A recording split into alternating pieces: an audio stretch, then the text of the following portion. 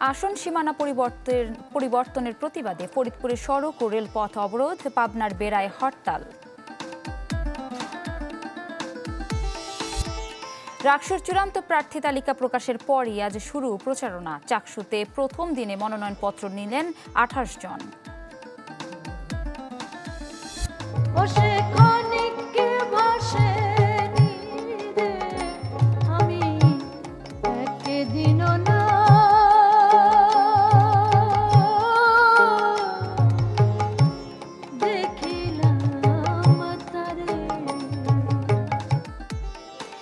শহীদ মিনারে লালন সম্রাজ্ঞী ফরিদা পারভিনকে শেষ শ্রদ্ধা সন্ধ্যায় সমাহিত করা হবে কুষ্টিয়ায়।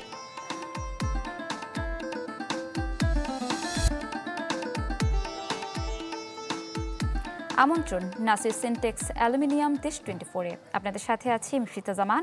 শুনছিলেন শিরোনাম, এবার পুরো খবর। ভিগো ওয়্যার গার্ড, প্রয়োজন মতো বাঁকানো যায়, অধিক চাপেও ভাঙে না। ভিগো। সংসদীয় আসন পুনর্বহালের দাবিতে ফরিদপুরের ভাঙ্গায় মহাসড়ক ও রেলপথ অবরোধ করেছেন স্থানীয়রা। সকালে ভাঙ্গার কয়েকটি স্থানে গাছের গুঁড়ি ফেলে মহাসড়ক অবরোধ করেন বিক্ষুব্ধ এলাকাবাসী। এতে ওই সড়কে যান চলাচল বন্ধ হয়ে যায়, দুর্ভোগে পড়েন যাত্রী ও চালকরা। একই সাথে অবরোধ করা হয় রেলপথও। এদিকে পাবনার বেড়া উপজেলায় হরতাল পালন করছেন স্থানীয়রা। অন্যদিকে সংসদীয় আসন ফিরে পাওয়ার দাবিতে বাগেরহাট জেলার অফিস আদালতে চলে অবরোধ কর্মসূচি। এছাড়া কাল থেকে বুধবার পর্যন্ত হরতালের ডাক দেওয়া হয়েছে। হরতাল, অফিস আদালত বন্ধ থাকবে, কিন্তু নির্বিশেষে সবাই গিয়ে হরতাল পালন করতেছে। আমরা আজকে হরতালটা সফল হয়েছি। আর এই আজকের যে আমাদের দাবিটা, সেই দাবি হচ্ছে পাবনা এক পুনর্বহাল করতে হবে। একটা দলের বিশেষ সুবিধা দেওয়ার কারণে এই আমার বেড়াকে এখানকে এই আসনের থেকে বাদ দিয়ে দিছে। তা আমরা এইটা পুনর্দাবি করার জন্য যে সাপেক বহল খায়। সোমবার সকাল সন্ধ্যা হরতাল, অফিস আদালত বন্ধ থাকবে, কিন্তু আপনার রিক্সা বা আমাদের যেসব মোটরসাইকেল এবং দোকানপাট খোলা থাকবে। আরও খবর জানাতে ফরিদপুর এবং পাবনা থেকে যুক্ত হচ্ছেন সহকর্মীরা। শুরুতে চলে যাব ফরিদপুরের ভাঙ্গায়, সেখানে আছেন সহকর্মী হাসানুজ্জামান। হাসান, কি পরিস্থিতি দেখছেন সেখানে? হ্যাঁ, এটা আপনি যেমনটি বলছিলেন, ফরিদপুরে কিন্তু সকাল থেকেই আজ পঞ্চম দিনের মতো যে হরতাল, আমাদের এখানে অবরোধ কর্মসূচি পালিত হচ্ছে। অর্থাৎ সড়ক এবং রেলপথ অবরোধের যে কর্মসূচি, সেটি কিন্তু খুব জোরে সোরে পালিত হচ্ছে। এবং আজকে সড়কের পাশাপাশি কিন্তু একটি খুলনা থেকে ঢাকাগামী একটি রেল কিন্তু আটকে দেওয়া হয়েছে এবং সেখানে কিন্তু শত শত যাত্রী কিন্তু এখনো দুর্ভোগের মধ্যে রয়েছে। এবং আমরা তাদের স্থানীয় যারা দাবিদার, যারা বিক্ষোভকারী, তাদের একটাই দাবি যে তারা হামিদদি এবং আলগি ইউনিয়ন তারা ভাঙ্গার সঙ্গে থাকতে চায়, ভাঙ্গার থেকে তারা সালথা বা নগরকান্দা যেতে চায় না। তো এই বিষয়টি নিয়ে আজকে দুপুরে ভাঙ্গার ইউএনও অফিস থেকে ইউএনও সাহেব তিনি কিন্তু প্রেস ব্রিফিং করেছেন, সাংবাদিকদেরকে জানিয়েছেন যে যারা আন্দোলনকারী তাদের মধ্যে এবং স্থানীয়দের মধ্যে কিছু ভুল ধারণা রয়েছে, যে তাদেরকে ভাঙ্গা থেকে প্রশাসনিকভাবে ওইখানে স্থানান্তর করা হবে। বিষয়টি সঠিক নয়। এই বিষয়টি তাদেরকে সচেতন করা এবং প্রশাসন থেকেও তাদেরকে সচেতন করার উদ্যোগ নেওয়া হবে। এবং আন্দোলনকারীদের সাথে একটু আগে পুলিশের দুজন কর্মকর্তার কথা হয়েছে। তারা কিন্তু স্বরাষ্ট্র উপদেষ্টার যে নির্দেশনা সেই অনুযায়ী তার সম্মানে তারা কিন্তু আধা ঘন্টা আগেই কিন্তু আজকে তাদের অবরোধ কর্মসূচি প্রত্যাহারের ঘোষণা দিয়েছেন। এবং তারা আশা করছেন যে সরকার নিশ্চয়ই তাদের দাবির প্রতি শ্রদ্ধাশীল হয়ে তাদের দাবিটি কিছু কিছু দাবি তারা মানবেন। এবং যারা ভোগান্তিতে পড়েছেন, বিশেষ করে হাজার হাজার মানুষ যারা পদ্মা সেতু দিয়ে ঢাকা খুলনা, ঢাকা বরিশাল এবং ঢাকা ফরিদপুর এই যে মহাসড়কের দিকে যারা যাতায়াত করেন, এই চারটি মহাসড়কের কেন্দ্রস্থল ফরিদপুরের এই যে এই কেন্দ্রটি ভাঙার, অর্থাৎ পদ্মা সেতুর পরই যে চারটি মহাসড়কের কেন্দ্র এই ভাঙা, যেখানে আমি দাঁড়িয়ে আছি, এখানে কিন্তু হাজার হাজার মানুষের যে দুর্ভোগের কথা বিবেচনা করে সরকারও কিন্তু দ্রুত এটি সমাধান করার জন্য উদ্যোগী হয়েছে এবং আন্দোলনকারীরাও এই সরকারকে সহযোগিতা করবে বলে আশ্বাস দিয়েছেন। হাসান, ধন্যবাদ আপনাকে। দর্শক, পাবনার বেড়ার হরতালের খবর জানাতে সেখান থেকে যোগ দিচ্ছেন সহকর্মী শাহিন রহমান। শাহিন, হরতালের কি পরিস্থিতি দেখছেন?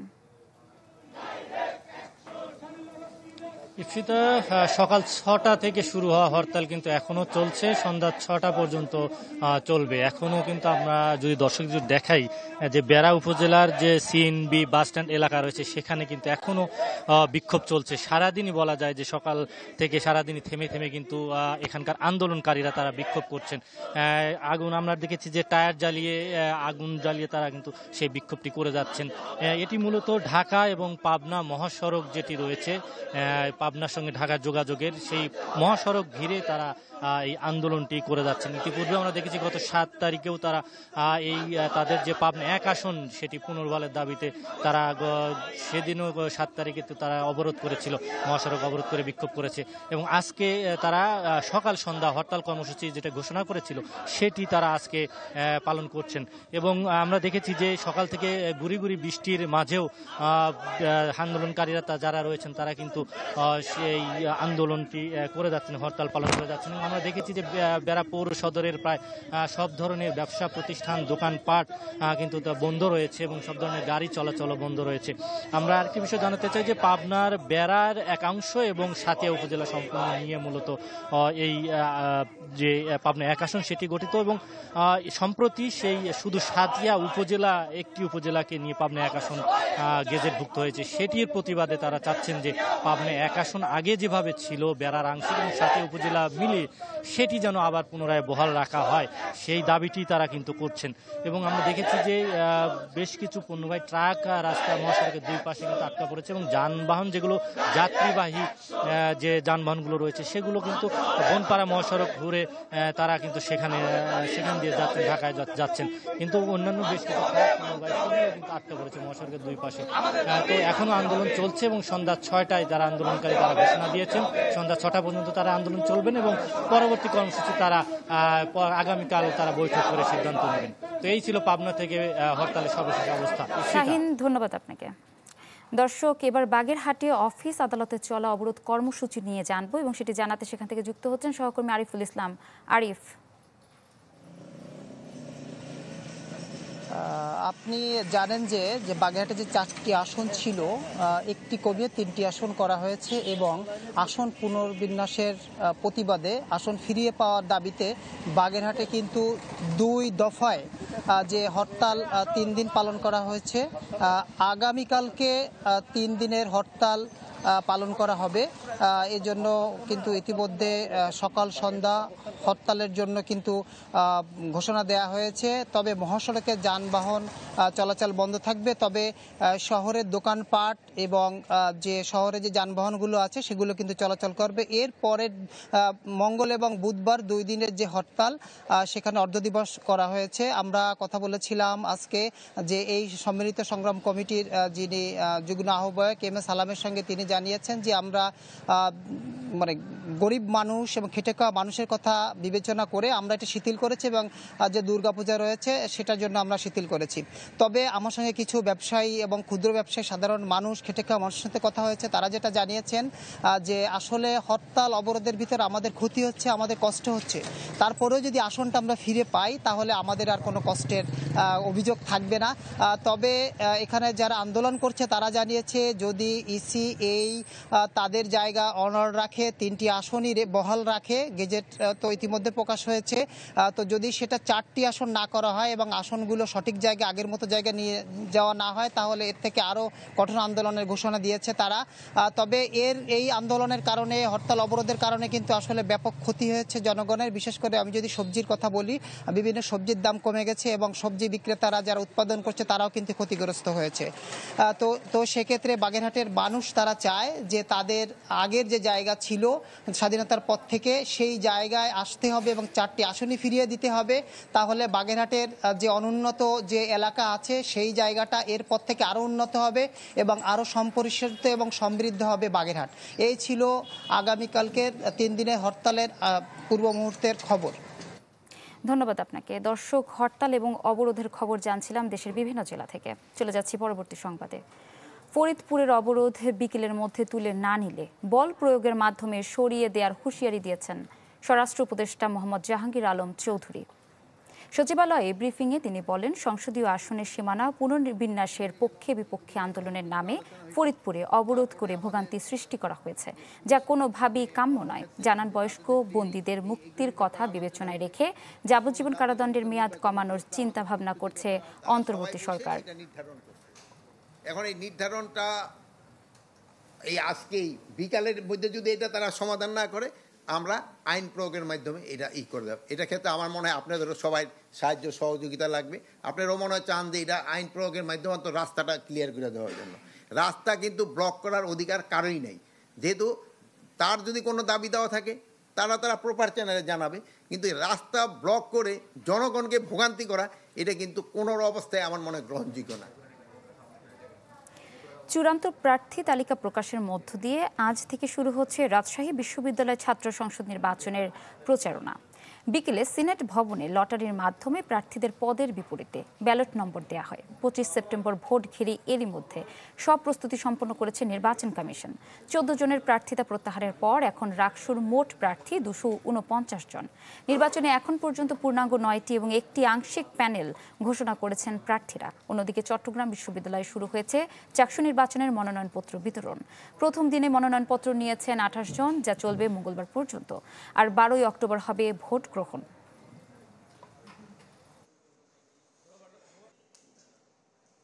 সবার ঐক্যমতের ভিত্তিতে লটারি হচ্ছে, সবার মতকে প্রাধান্য দিয়ে আমরা এটি খুবই সাদরে গ্রহণ করেছি। কিন্তু আমরা যেন আমাদের নিজের টার্গেট অনুযায়ী প্রচার প্রচারণা করতে পারি, প্রতিটা স্টুডেন্টের কাছে রিচ করতে পারি এবং দিন শেষে যেই হারি বা জিতি আমরা একটা সুন্দর রাকসু যেন পেতে পারি। 36 বছর পর যে রাকসু হচ্ছে শিক্ষার্থীর মধ্যে একটি উৎসবের আমেজ, সেই আমেজকে সমুন্নত রাখতে, এই আমেজকে নষ্ট না করতে তারা নিরপেক্ষভাবে কাজ করবেন এবং একটি সুন্দর রাকসু নির্বাচন উপহার দেবেন। এ বিষয়ে আরো খবর জানাতে রাজশাহী থেকে যুক্ত হচ্ছেন সহকর্মী আবরার শাইর। আবরার, প্রথম দিনের প্রচারণা কেমন দেখছেন?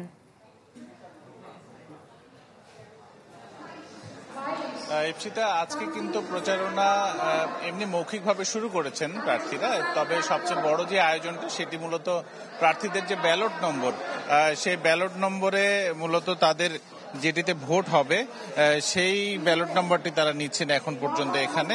এবং বুঝতে পাচ্ছেন যে শিক্ষার্থীরা এখানে আসছেন, তারপরে তারা এখানে লটারির মাধ্যমে এই ব্যালটগুলো নিচ্ছেন। ফলে অন্তত 350 মতো শিক্ষার্থী তারা এখান থেকে ব্যালটগুলো নিতে কিছুটা সময় লাগছে।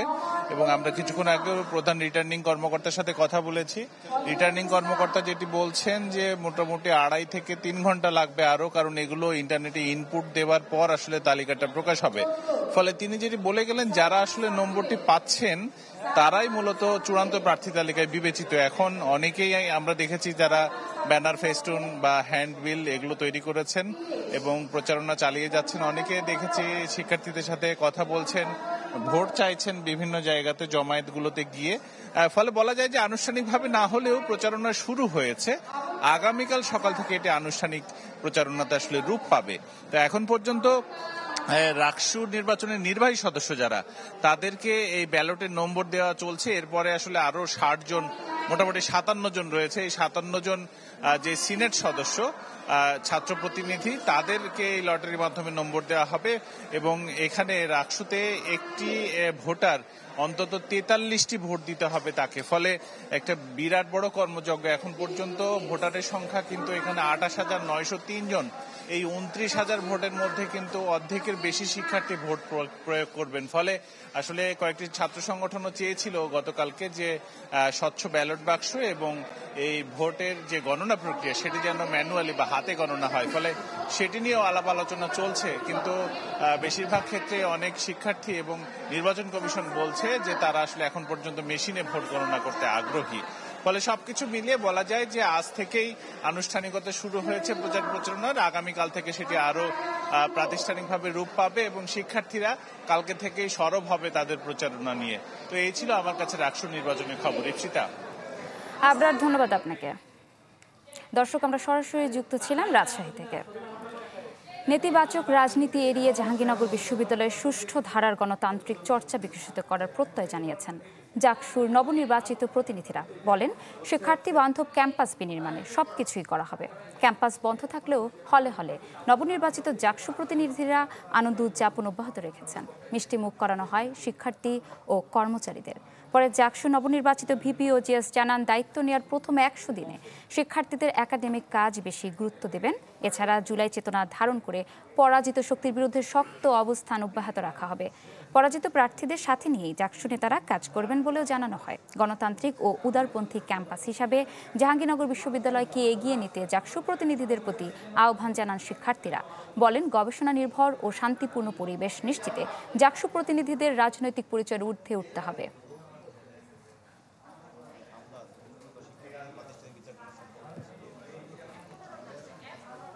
যে কমিটমেন্টগুলো জুলাই অত 1 বছরের অধিক সময় হয়ে গেলো, সেগুলো আমরা বাস্তবায়ন করতে পারিনি। তো সেগুলো প্রথমত আমরা বাস্তবায়ন করতে চাই।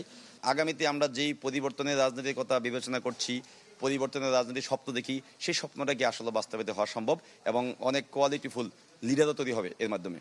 আমরা আশাবাদ ব্যক্ত করছি যে এই ক্যাম্পাসের প্রত্যেকটা স্টেক হোল্ডার এখন আমাদের যে সমন্বিত শিক্ষার্থী জোট এবং বাংলাদেশ ইসলামী ছাত্র শিবির তাদের দ্বারা বেনিফিটেড হবে। তারা তাদের নিজস্ব পরিসরকে আরও এনহান্স করার ক্ষেত্রে আমাদেরকে পাশে পাবে। নাসির সিনটেক্স অ্যালুমিনিয়াম দেশ 24-এ নিচ্ছে একটা বিরতি, ফিরছে একটু পর, সাথেই থাকুন। আবারও স্বাগত নাসির সিনটেক্স অ্যালুমিনিয়াম দেশ 24-এ। বৃষ্টি ভেজা দিনে লালন গানের কিংবদন্তি শিল্পী ফরিদা পারভিনের প্রতি শেষ শ্রদ্ধা জানিয়েছেন সর্বস্তরের মানুষ। সকালে কেন্দ্রীয় শহীদ মিনারে নেওয়া হয় তার মরদেহ। সেখানে সঙ্গীতাঙ্কনের বিশিষ্টজন, ভক্ত অনুরাগীদের ভালোবাসায় সিক্ত হন লালন সঙ্গীতের এই সম্রাজ্ঞী। এরপর ঢাকা বিশ্ববিদ্যালয় কেন্দ্রীয় মসজিদে হয় জানাজা।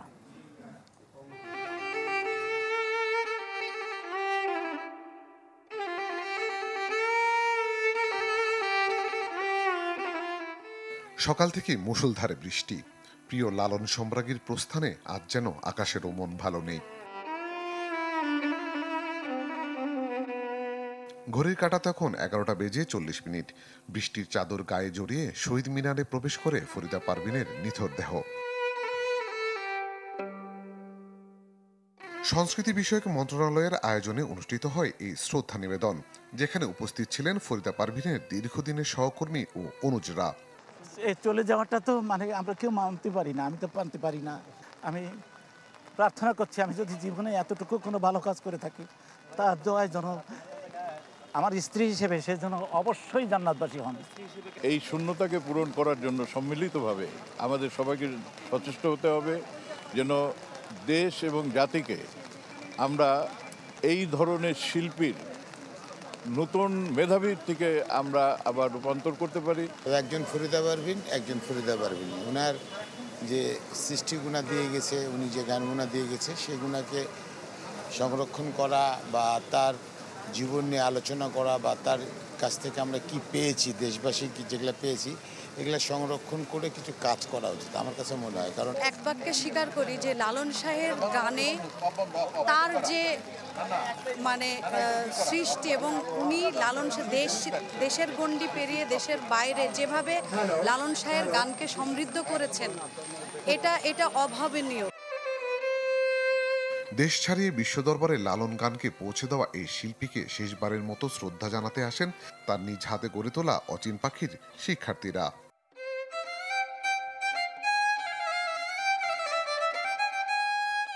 শহীদ মিনারে শ্রদ্ধা নিবেদন শেষে মরদেহ নিয়ে যাওয়া হয় ঢাকা বিশ্ববিদ্যালয়ের কেন্দ্রীয় জামি মসজিদে। সেখানে জানাজা শেষে ফরিদা পারভিনের নিথর দেহ রওনা দেয় কুষ্টিয়ার উদ্দেশ্যে। আলী আফতাব, চ্যানেল 24, ঢাকা। লালন সঙ্গীতের কিংবদন্তি ফরিদা পারভিনকে সন্ধ্যায় সমাহিত করা হবে কুষ্টিয়ায়। এ বিষয়ে আরো জানাতে সেখান থেকে যুক্ত হচ্ছেন সহকর্মী শরীফ বিশ্বাস। শরীফ,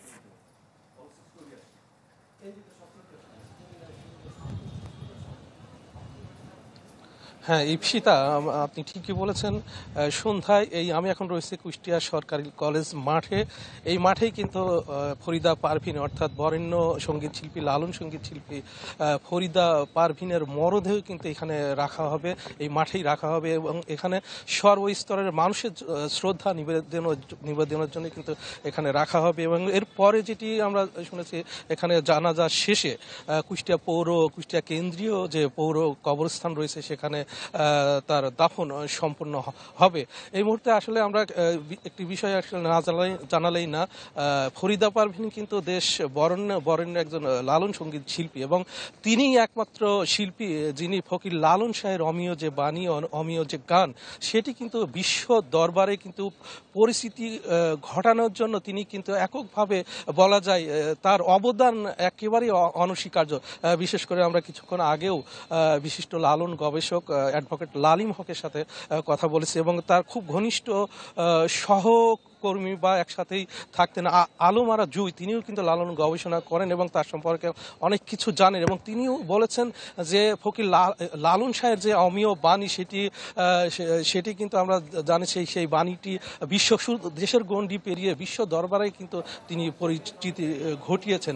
সব মিলিয়ে আমরা যেটি বলতে পারি, অর্থাৎ মাগরিব নামাজের ঠিক আগ মুহূর্তে এই কলেজ মাঠে মরদেহ আসবে এবং তাকে এখানে জানাজা শেষে শ্রদ্ধা এবং জানাজার শেষে কুষ্টিয়া পৌর কবরস্থানে তার দাফন সম্পন্ন হবে। ইপসিতা। শরীফ, ধন্যবাদ আপনাকে। দর্শক, যেমনটি জানছিলাম, কিংবদন্তি সঙ্গীত শিল্পী ফরিদা পারভিনকে সমাহিত করা হবে কুষ্টিয়ায়।